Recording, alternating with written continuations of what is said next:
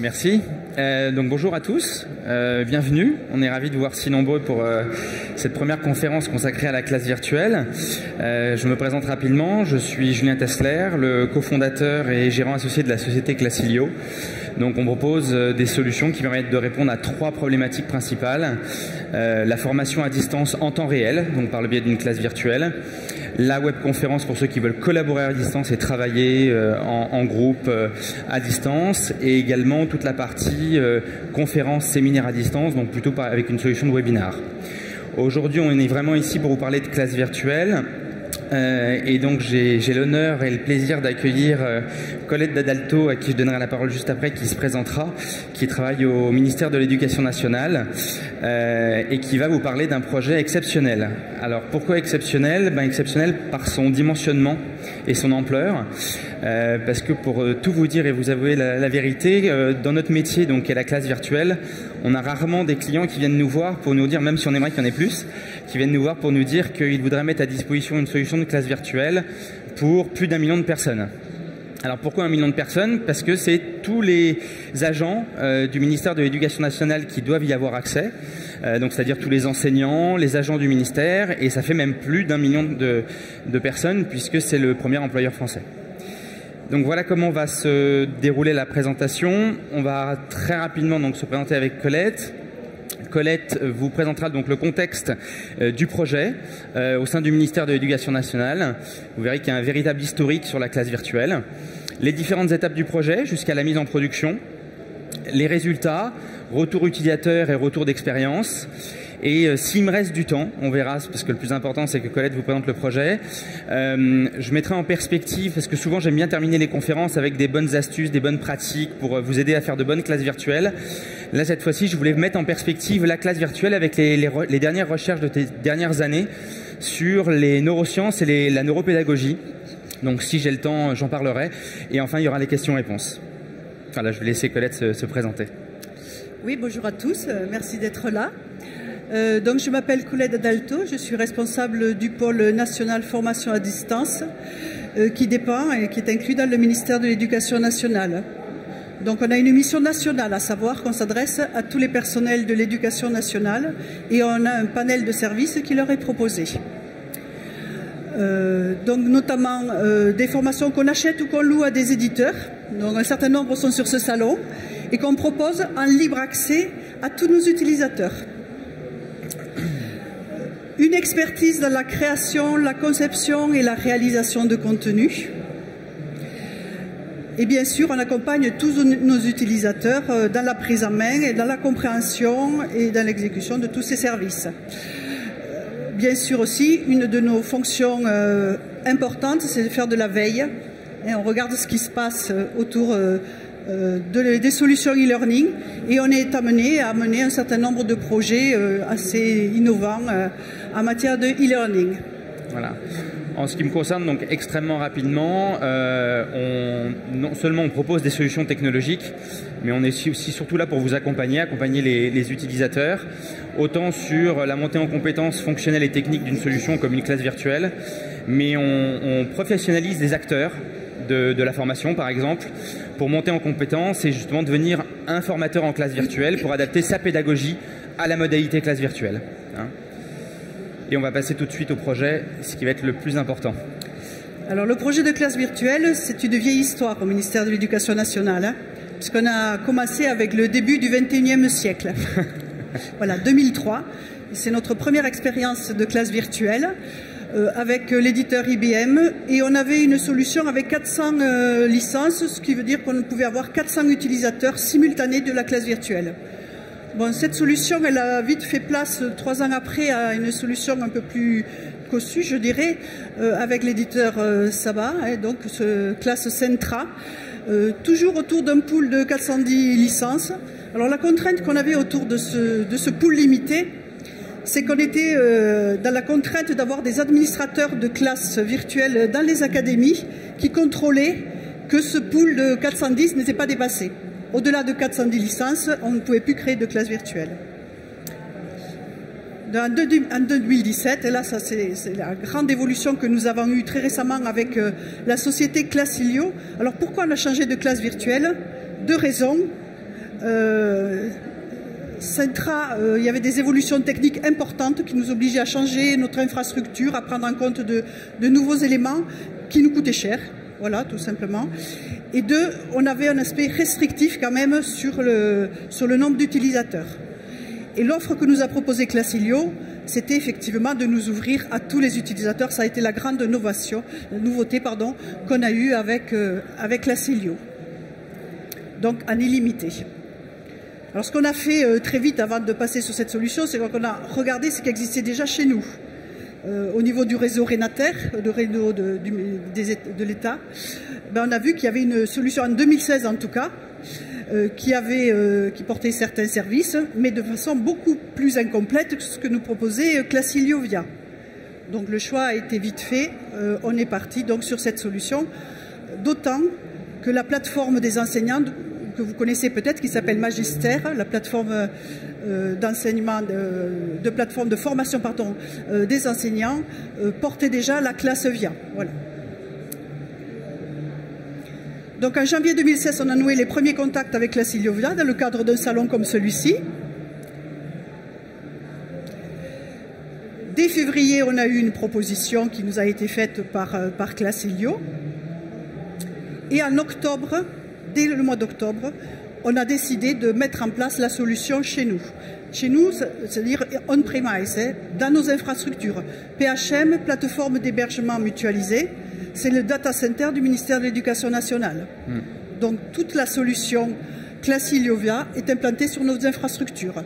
Donc ce qu'on a voulu faire, c'est sécuriser la solution.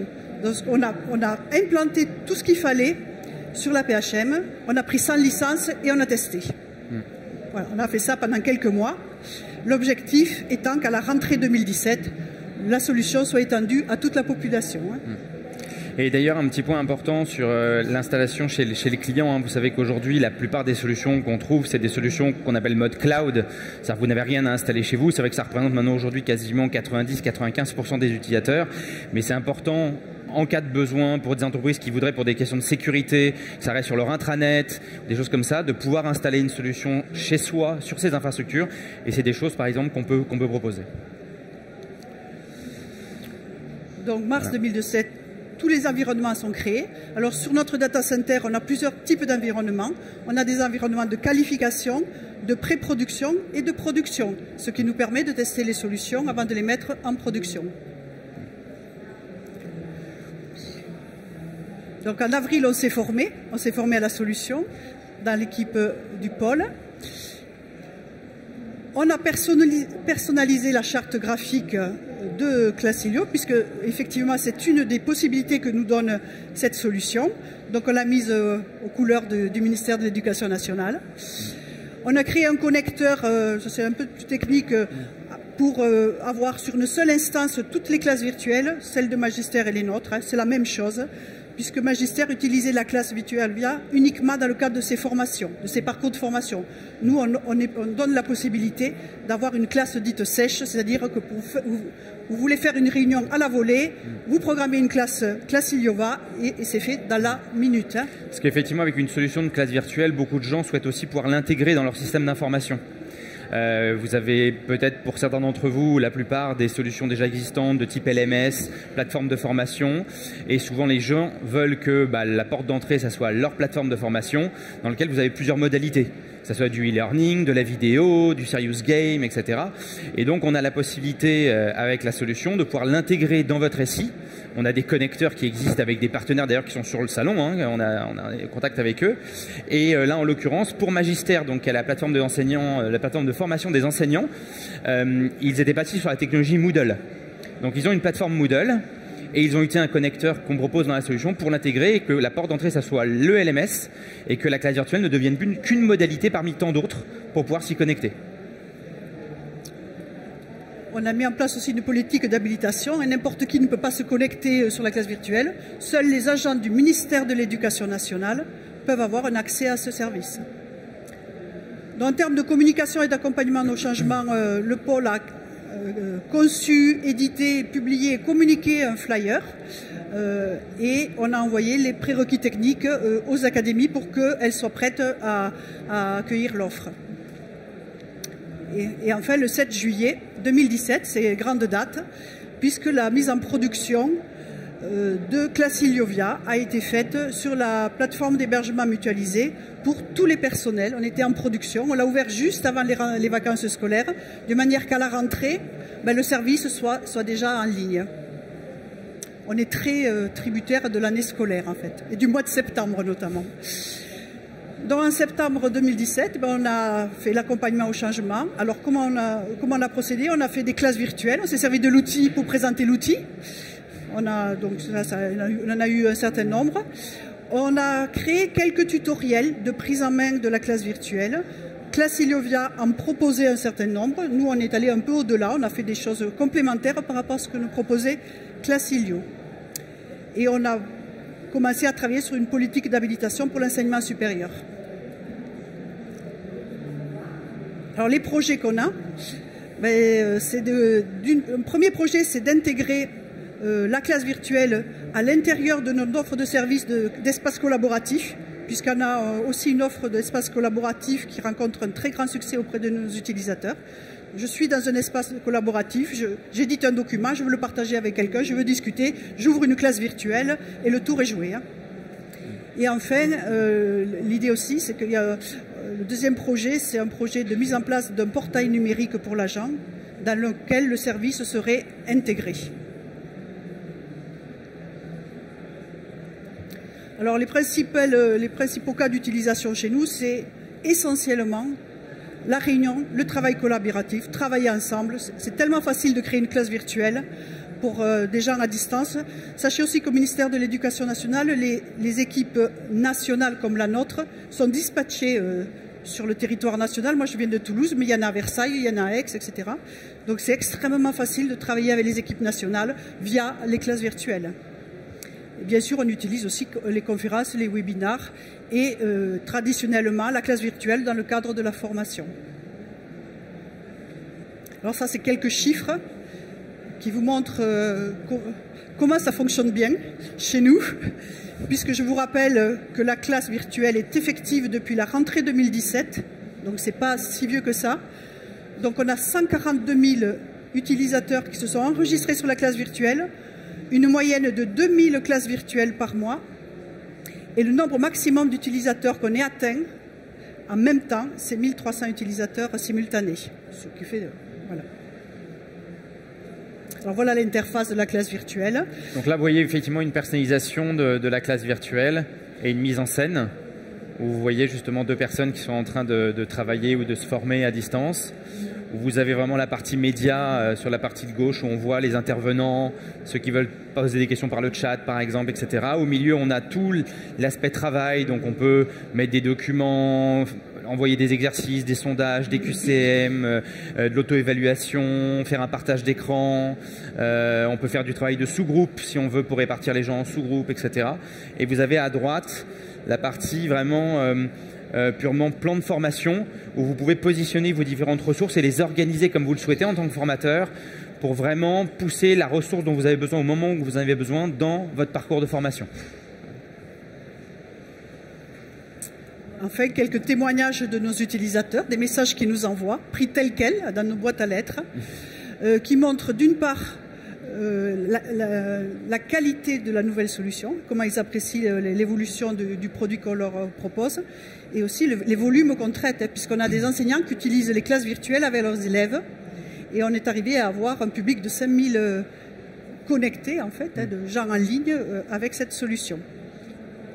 Donc c'est intéressant toujours, parce que les gens disent souvent qu'on vous remonte quand ça ne marche pas, mais quand ça marche, c'est rare qu'on reçoive des messages. Et là, on apprécie d'avoir ce genre de remontée. C'est sûr. Et pour finir, plus moins, un petit moins, mais bon, ça c'est pas lié à la solution, c'est que les problèmes majeurs qu'on a aujourd'hui avec la classe virtuelle, et ce serait une autre classe virtuelle, ce serait pareil, c'est la configuration du poste utilisateur, c'est l'environnement de l'utilisateur, il sait pas, il a des problèmes, il n'entend pas, ils n'arrivent pas à se connecter, voilà, mais c'est souvent des problèmes liés à l'environnement et au poste de travail utilisateur. C'est vrai qu'il faut savoir, alors c'est vrai que là c'est un cas particulier dans le projet du ministère puisqu'ils l'ont intégré dans leur environnement. Donc déjà, il saute un problème que certaines personnes peuvent avoir normalement quand vous utilisez toujours des classes virtuelles, c'est pouvoir vous connecter à la classe virtuelle quand c'est pas sur votre réseau. Là, en l'occurrence, c'est sur leur réseau, tout a été autorisé sur leur réseau. Donc déjà, ce problème-là est évacué. Il n'y a pas de problème d'accès, les ports, les firewalls, les proxys, tout ce qui protège vos réseaux ne pose pas de problème parce que c'est un des cas qui peut poser problème quand on veut accéder à une classe virtuelle. Vous êtes dans une entreprise ultra sécurisée, tout est bloqué chez vous, vous voulez accéder à une solution cloud qui n'est pas installée dans vos infrastructures, vous pouvez avoir des difficultés pour suivre et vous connecter. Ça peut être un des premiers points. Le deuxième point, c'est effectivement tout l'aspect sonore, mais ça peut aller du simple, la personne a mal branché sa prise de casque micro dans l'ordinateur. Hein. On a des gens qui nous appellent en disant ça marche pas, mais vous avez bien testé votre prise, ah oui ça marche. Donc c'est des choses qui arrivent vraiment tout le temps. Et puis le son, activer le son, je suis pas en muet, mon ordinateur n'est pas en muet, des choses toutes bêtes, mais qui jouent toujours. Et enfin, on termine, c'est le deuxième point. Les points toutes vos questions. Ouais. Ah. Pour les points positifs, du coup, oui. Colette. Le caractère, très vite, les caractères illimités. L'ouverture du service à n'importe quel agent du ministère de l'Éducation nationale, l'accompagnement qui a été modéré mais suffisant, du coup une baisse de l'assistance utilisateur qu'on faisait traditionnellement et une véritable qualité de l'ergonomie et de la navigation. Hein. Voilà, voilà. Impeccable, c'est un très très beau témoignage. Quelles sont vos questions? Oui, une question. Donc 2 questions techniques, il y a peut-être un micro qui... Ou pas, d'ailleurs pas de micro, très bien, avec une belle autorité.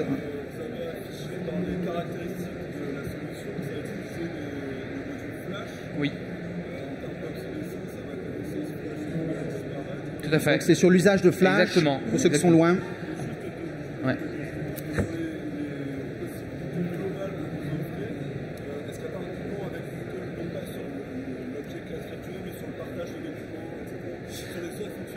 Ok, ouais, alors je vais répéter les 2 questions. Voilà. Du coup, première question, c'est sur la technologie qui est utilisée. Comme vous l'avez peut-être vu tout à l'heure dans le tableau, on vous a montré que notre solution utilise la technologie Flash. Alors, je ne sais pas s'il y en a qui connaissent pas.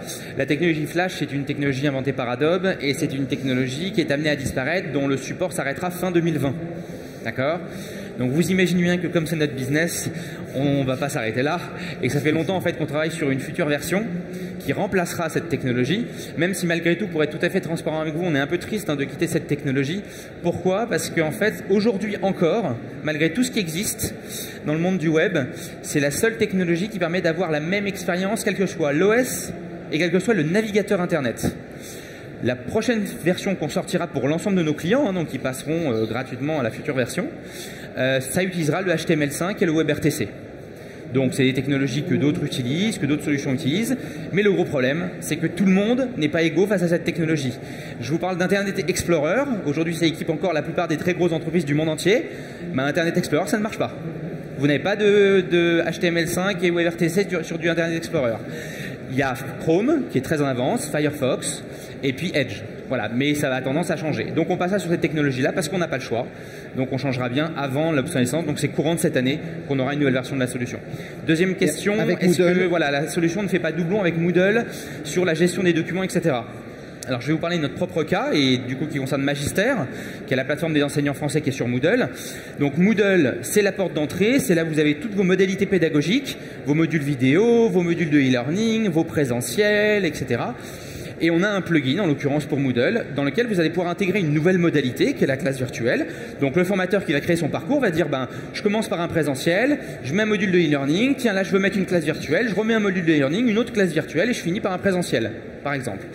Et dans Moodle, on va pouvoir gérer les documents de la classe virtuelle directement depuis Moodle pour alimenter la classe virtuelle. Donc il n'y a vraiment pas de redondance, on va vraiment pouvoir gérer les documents côté Moodle et les documents de la classe virtuelle. Très très bien. Donc une autre question? Oui.